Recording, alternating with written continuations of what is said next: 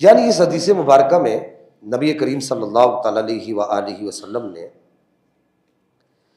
जो अपने सहाबी को कुरान मजीद और फुरकान हमीद के पढ़ने का जो वक्त बताया, जो बुखारी शरीफ की हदीस है कि कम से कम 3 दिन में कुरान पढ़ा करो। अब यहां पर क्या हुआ कि बाज लोगों ने जो मौला कायनात मौला हैदर कर्रार करमल्लाहु ताला वजहुल करीम की एक फजीलत है। आपकी फजीलत क्या है कि मौला हैदर कर्रार करमल्लाहु ताला वजहुल करीम क्या किया करते थे कि आप घोड़े की एक जीन में जो पाँव रखते थे ना, तो दूसरी जीन में पाँव रखने से पहले पूरा कुरान पढ़ लेते थे। अब ये मौला मुर्तजा करमल्लाहु ताला करीम की फजीलत है।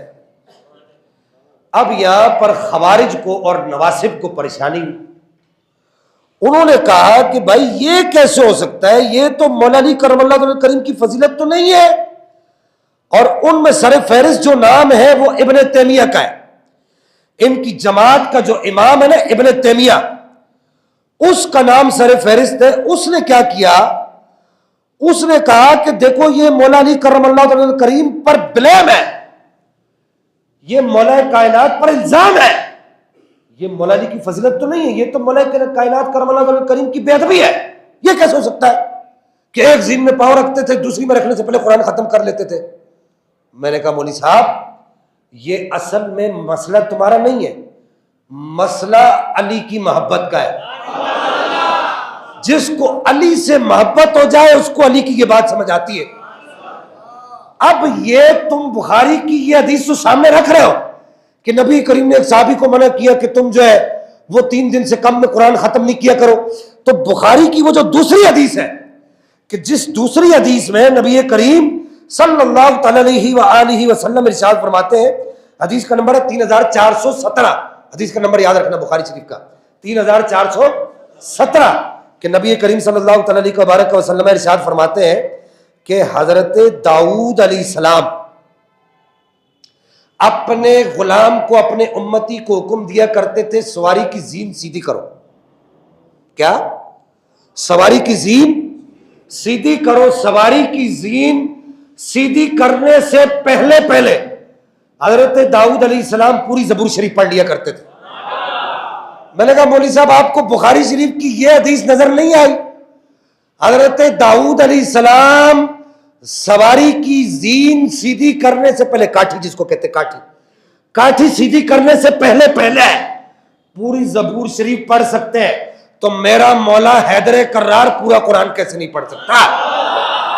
और दूसरी बात कुरान में मौजूद है, सूरह नमल पारा नंबर 19 आयत नंबर 40, कि हजरत सुलेमान अलैहिस्सलाम का उम्मती है आसिफ बिन बरखिया। वो आपको अर्ज करता है कि 3 दिन की मसाफत पर मलका बिल्कीस का, 3 महीने की मसाफत पर मलका बिल्कीस का तख्त रखा हुआ है, मैं उसको पलक झपकते ही ले आऊंगा। मैंने कहा मौली साहब हम अहमद रजा के गुलाम हैं, मसला समझाएंगे, कुरान से समझाएंगे, मसला समझाएंगे, नबी के फरमान से समझाएंगे। वो 3 महीने की मसाफत है। कुरान क्या कहता है? हजरत सुलेमान अलैहिस्सलाम का उम्मती क्या कहता है कि क़ाल अल्लज़ी इंदहु इल्मुम मिनल किताबी अना आतीका बिही क़ब्ल अन यरतद्दा इलैका तरफ़क, कि आप पलक झपकेंगे और वो 3 महीने की मसाफत से वो तख्त उठाकर मैं ले आऊंगा। मैंने कहा मौली साहब ये कुरान में है कि नहीं है? बोला हाँ है। मैंने कहा वो कितनी मसाफत थी? बोला शाह साहब 3 महीने की मसाफत थी। मैंने कहा 3 महीने की मसाफत से आसिफ बिन बरखिया हजरत सुलेमान अलैहिस्सलाम की उम्मत का वली वो तख्त पलक झपकने में ला सकता है, तो नबी की उम्मत के वलियों का वली मौला अली।